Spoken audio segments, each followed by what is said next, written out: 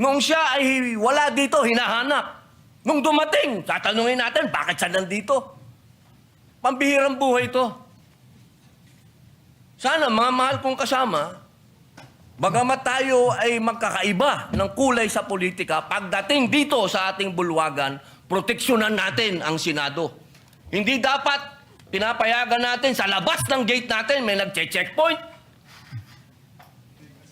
Ako po'y gusto ko lamang pong linawin ang ilang mga bagay patungkol po sa napakarami pong lumalabas ngayon. Iba't ibang komento, iba't ibang opinyon na parang ang dating sa taong bayan ay magulo tayo dito.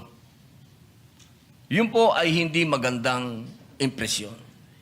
Sapagkat yung pong nangyari na ang ating mahal na kasama, Senator De La Rosa, noong siya po ay lumabas dito sa atin, malinaw na po na merong warrant of arrest galing sa ICC. Kung nung mga panahon po dati ay kine-question siya, tinatanong siya kung bakit siya nagtago. Ngayon po ay wala ng question. Ako po ay nagsasalita bilang isang artista. Sapagkat ginawa ko na po ang mga buhay ng mga magagaling na tao. Katulad po nung ginawa ko ang buhay ni Senator Lacson, yung 10,000 hours, pati po yung kanyang pagtatago, yun po ay sa kadahilan ng may prinsipyo siyang pinaglalaban. At ganoon din po nung ginawa ko ang buhay ni Senator Bato de la Rosa, may pinaglalaban na prinsipyo itong taong ito. Hindi siya kriminal. Ang napakapangit po na impresyon na binibigay, parang tayo dito sa Senado ay nagtatago tayo ng kriminal. Wala pa pong kriminal dito. Wala pa pong napapatunayan dito. At higit sa lahat, Ginoong Pangulo, ngayon lang po natin napatunayan na tama ang sinasabi ng ating mahal na kasama na may warrant of arrest sa kanya ang ICC. Kaya dito po sana, Ginoong Pangulo, nabubura na yung sinasabi na siya'y nagtatago ng walang dahilan.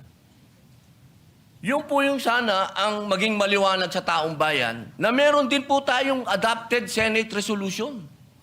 Ito po yung number 44 na malinaw po doon sa resolution na ito expressing the sense of the Senate of the Philippines to protect all Filipinos against extrajudicial rendition and guarantee then a reasonable time prior to their surrender by extradition from the Philippines to seek redress from the courts and avail of legal remedies.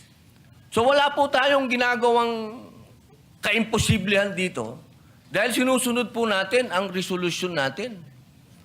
Dahil siya po, inaasahan natin at meron din po siyang pending na TRO sa Supreme Court. Ginoong Pangulo, sana wag po tayong magkaroon ng mga mixed messages dito. Hindi ko po hinihingi doon sa ating mga kasama na bumoto ng no dito sa resolution na ito na pumanig kay Senator De La Rosa. Pero sana naman, huwag pong idamay ang buong Senado kapag sinasabi na tayo'y magulo, tayo'y katawa-tawa. Dahil tayo naman po ay nasa katwiran. Kung hindi tayo nagkakaintindihan sa katwiran, huwag tayong magsiraan. Dahil tayo naman po, sumusuporta kapag tama naman at hindi naman patungkol sa ating bulwagan. Pero pagkatungkol sa ating bulwagan na ang pinag-uusapan, huwag po sana tayong magsiraan. Ito pong pagkakataon nito, Ginoong Pangulo, sana'y maging masaya tayo na nandito na ang ating kasama. Na kahit pinaghahabol, diyan, ay pumunta dito at ipinakitang siya ay isang senador. Noong siya ay wala dito, hinahanap. Nung dumating, tatanungin natin, bakit siya nandito? Pambihirang buhay ito. Sana mga mahal kong kasama, bagamat tayo ay magkakaiba ng kulay sa politika, pagdating dito sa ating bulwagan, proteksyonan natin ang Senado. Hindi dapat pinapayagan natin sa labas ng gate natin may nagche-checkpoint. Mahal na Ginoong Pangulo, maraming salamat po. Wala kaming tulog. Pasensya na kayo. I will refer the manifestation of the Honorable Senator Robin to the Padilla to the Committee on Rules and Public Order. But before that, may I make 3 points of information for all of us.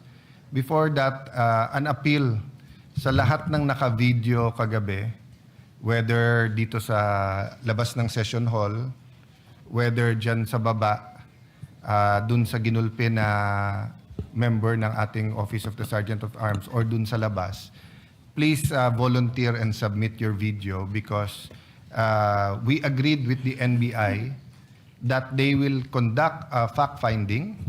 The Senate will also conduct a fact-finding. And the NBI director promised us that if any of his agents exceeded their authority,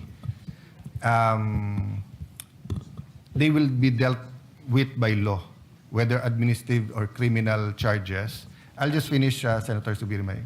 So his report was that nangharas daw yung usaha, but when I showed him the video, he was also surprised. But of course, there are many videos. So that's my first point, that in reaction to what you said, iba yung magulo Senate, iba yung ginugulo ang Senate. Di ba? Kahit sinong tahimik, pag ginulo, magmumukhang magulo. But today shows you na walang gulo. Number 3, I think that is the inherent weakness of social media versus news. Legitimate, I will not use legitimate because everything is legitimate no matter what the platform. But what I'm saying is that when people cut interviews, so for example, I think Senator Trillanes said, anong pinagsasabi ng mga senador, including myself, he gave up. But if you look at my whole interview, ang sinabi ko, ang naging tradisyon at nirerespeto to ng kahit na pinaka mabibigat or pinaka mga administrasyon na inaccuse ng paggamit ng kamay na bakal, ay nagko-coordinate first bago nila i-serve ang warrant dito. Number 2, we allow the senator to exhaust all legal remedies. And number 3, in the case of Senator Bato, it has to be a warrant issued by a Philippine judge in a Philippine court. And still, he has to be given the right to exhaust all his legal remedies. And then, ang tradition nun is that kinakausap ang senador pagka wala ng legal remedy na respetuhin din ang sarili niyang institusyon, ang Senado, by giving up. Which yun po ang ginawa ni Senator Trillanes at Senator De Lima, pero mukhang meron silang selective amnesia. Nabura yung part where they sought the protection of the Senate, nandun na sila sa pag-surrender. Secondly, lastly, nire-iterate ng NBI na pinayagan silang pumasok, pero sabi ko, siguro naman kahit pinayagan kayo pumasok, walang pumayag na makipaghabulan kayo sa isang senador. So sabi niya, yan daw ang standard pagka ang isang inaaresto ay tumakbo. Ngayon, ang sabi naman namin, look at it from our point of view. May session, we were in session, alam niyong kailangan yung boto niya, tapos hahabulin niyo para hindi makapasok ng session. So, mahaba yung usapan, no? But we and Senator Aimee, Senator Pia, Senator Loren were the voices of the institution yesterday. No, I played more of a diplomat mediator role so that we can get to that. So now that they're doing their investigation, I hope the Committee on Rules, Committee on Public Order, or if you refer it to if the pleasure of the body is the Committee on Justice or Rules instead of Public Order, we will get to it soon. But today proves that hindi tayo magulo. Pag hindi tayo ginugulo, hindi tayo magulo. Diba? Senator Subiri? Yes. Yes, Mr. President. Senator Villanueva. Senator Zubiri and then Senator Marcoleta, Mr. President. Very quick,